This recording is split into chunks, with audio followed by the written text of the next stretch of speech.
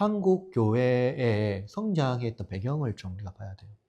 어떻게 복음을 전도했냐면 개종자들의 유익을 자꾸 선전했거든요.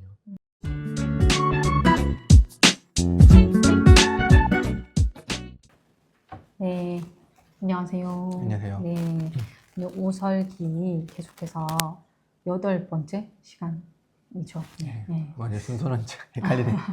네, 지난주는 저희가 좀 녹화 음질이 좀 좋지 않아서 업로드를 하지 못했는데 이제 오늘부터는 저희가 로마서 강의를 시작을 했어요. 그래서 로마서 1장 1절에서 7절 말씀이고 제목은 예수 그리스도의 것으로 부름받은 성도라는 제목으로 오늘 말씀을 전해주셨는데 먼저 첫 번째 질문으로는 오늘 이제 현대에서 사실 현대사회에서 성직 개념을 폐기하거나 아니면 모두가 다 성직이다 이렇게 주장하는 사람들이 있는데 근데 이제 이 로마서의 인사말에 보면 이제 사도로서의 정체성을 밝히는 바울이 나오거든요. 그래서 이 본문을 보면서 우리는 그러면 사도, 오늘날에는 이제 목사님이라고 볼 수 있는데 이 목사의 직분을 어떻게 바라봐야 할지 목사님 좀 말씀해 주실 수 있으실까요?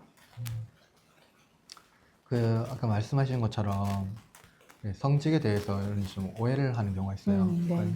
가장 기본적으로 이해하는 게 뭐냐면 그냥 세속 직업과 다르지 않는 똑같은 일이라는 거죠. 직업 중에 하나다. 그렇죠. 그냥 똑같은 직업 중에 하나다는 거죠. 근데 이게 그 21세기의 포스트 모더니즘 시대에 맞물려 가지고 이 성직의 개념과 이제 혼돈이 온 것 같아요. 네. 일반적으로 우리가 이해해야 될 게 제가 볼 때는 중요한 게 뭐냐면 인간의 보편적 존엄성하고 하나님께서 베푸신 은사하고의 혼동이 오면 안 되거든요. 인간의 보편적 존엄성은 누구나 동일하죠.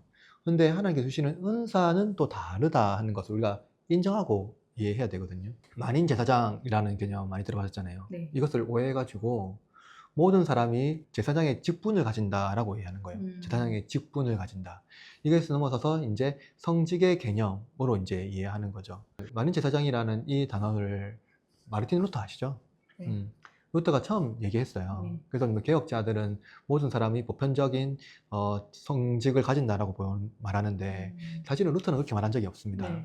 루터의 업적 중에 가장 유명한 여러 가지들이 많지만 3대 논문이 있거든요. 네. 그 중에서 독일 기족에게 고함이라는 논문이 하나 있어요. 거기서 루터가 만인 제사장이라는 개념을 처음으로 사용하거든요. 네. 그때 루터가 이렇게 이야기했습니다. 모두가 제사장이므로 우리가 그리스도 안에서 동일하게 하나님의 말씀을 듣고 성례에 참여할 권리를 가진다라고 되어 있어요. 여기서 보면은 모두가 성직자라고 말하는 것이 아니라 모두가 성례와 말씀을 들을 수 있는 권리를 가진다는 거예요. 그러니까 뭡니까? 중세 때는 성례와 말씀의 권한을 성직자만 가지고 있었거든요. 네. 그러니까 라틴어 성경과 성도들은 성경을 가질 수 없었고요. 그리고 성례도 성직자만 이제 누릴 수 있었던 겁니다. 네. 그런데 이제 그 개혁자들이 어떤 것을 했냐면 이 모든 것을 성도들에게 베풀 수 있게 만든 거죠. 잘 생각해 보세요. 베풀 수 있다는 것은 성직입니다. 근데 그건 받는 것은 평신도예요. 이 개념이 있는 거죠. 그러니까 모든 사람이 말씀을 전할 수 있고 모든 사람이 성례를 베풀 수 있는 것은 아닙니다. 그것은 은사의 차이인 거죠. 여기에서 우리가 잘 이해를 해야 되는 거죠. 그래서 이러한 오해가 있는데 어떤 오해냐면 목사와 평신도는 똑같다는 거죠. 이거 사실은 오해예요. 목사는 은사로서 성도를 지도할 의무가 있어요. 성경에 보니까 목자와 양이 있잖아요. 그러니까 목자가 양을 돌보지 않으면 양은 우리에서 이탈해서 늑대의 이리에 먹잇감이 되겠죠. 네. 따라서 목사가 성도를 양육하지 않으면 성도는 교회 밖에 머물게 되고 결국 하나님의 말씀에서 이탈하게 됩니다. 위험하게 되겠죠. 둘째로는 뭐냐면 개인이 직접 성경을 해석하니까 교회의 해석이 필요가 없다는 거죠. 이것은 좀 심각한 오해를 가질 수 있는데 오늘날 이제 성경을 다 읽을 수 있잖아요. 네. 그래서 심지어 모든 사람이 성경을 이해하고 받아들일 수 있다고 말을 해요. 그렇다 하더라도 교회 안에서 하나님의 말씀을 듣는 태도는 굉장히 중요해요. 그러니까 네가 성경을 안다 하더라도 그 성경을 전문적으로 연구하고 말씀을 선포하는 은사는 하나님께서 특정한 사람들에게 주신 은사거든요. 근데 그 은사를 통해서 말씀을 듣고 이해하고 받아야지, 내가 성경을 이제 번역된 성경을 다 읽을 수 있으니까, 내가 성경을 이해할 수 있으니까 목사의 설교가 필요가 없다고 한다면 굉장히 위험해지는 겁니다. 성도는 목사의 말씀을 듣고 그것을 순종할 필요가 있거든요. 동시에 목사도 이 엄청난 직분을 받았으니까 이 직분을 통해서 성도들이 하나님 앞에 바르게 설 수 있도록 끊임없이 말씀을 연구하고 이 말씀을 하나님 말씀으로 가르칠 수 있도록 자신을 이제 쳐서 복종해야 되는 거죠. 바울이 했던 것처럼. 마지막으로는 뭐냐면 교회의 제도와 권위는 다 인간의 산물이라는 겁니다. 그러니까 교회의 제도 자체가 인간이 만든 거기 때문에 교회의 질서 자체가 필요가 없다라고 말하는 거죠. 물론 이것은 보편적 인간의 존엄성에서는 동일하게 맞을 수 있습니다만은, 말씀 선포와 성례를 베푸는 권세는 하나님께서 사도에게 주셨어요. 네. 그리고 그 사도는 이제 사도 시대에서 끝나거든요. 그것을 위임받은 이제 직분이 뭐냐면 목사란 말이에요. 그럼 하나님께서 목사를 통해서 그 말씀을 가르치고 성령을 베풀 수 있는 권세를 주셨단 말이에요. 그러면은 성도들이 이것을 받고 누림으로써 뭡니까? 말씀의 은혜를 누려야 되는 거예요. 그래서 목사에게 하나님 말씀으로 양육을 받고 성찬을 먹으로 말미암아 끊임없이 영적인 이 풍요와 교제를 하나님 앞에 누려야 되는 거죠. 근데 그것이 없다고 한다면, 그것이 이제 무너진다고 한다면 사실상 교회의 존재가 의미가 없어져요.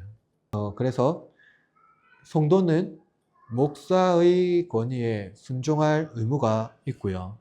그렇지 않으면 하나님의 말씀을 듣지 못합니다. 그러니까 이제 오늘 저도 말씀을 들으면서 생각했던 게 은사로서의 그 목사로서 그 은사, 받은 은사를 인정하고 그리고 그 은사로서 또 발현할 수 있도록 또 목사님들도 애쓰시지만 그렇죠. 네, 성도들은 또 성도의 은사로 받은 것대로 또 있는 자리에서 그 목사님의 말씀을 잘 경청해서 듣고 그렇죠. 그 말씀대로 살아가는 것. 그렇죠. 그래서 그렇게 해서 교회의 이제 질서를 잘 이뤄나가는 게 필요하겠다. 그러니까 은사의 개념으로 그렇죠. 그 목사님을 바라보는 것이 중요하겠다는 중요하죠. 생각이 좀 들어요. 근데 만약에 하나님 말씀을 완전히 목사에게 양육받지 못하고 성찬을 수여받지 못하잖아요. 네네. 그러면은 어떻게 자기 직장 생활 안에서 하나님 말씀대로 선포할 수 있고 그 말씀의 은사를 발휘할 수 있을까요? 했을 때 그건 불가능합니다. 그렇죠. 왜냐면 내 안에 말씀이 없기 때문에요. 네네. 예. 그러니까 은사로서의 그것을 잘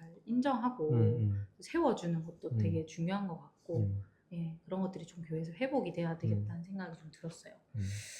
그리고 두 번째 질문은 오늘 이제 말씀 중에서 저는 이게 좀 기억이 남는데 어떤 말씀이 있었냐면 복음이 나에게 주는 유익에 대해서 우리는 열망하지만 우리가 복음을 위해서 버려야 할 것은 생각하지 않는다. 이런 말씀을 하셨어요, 목사님이.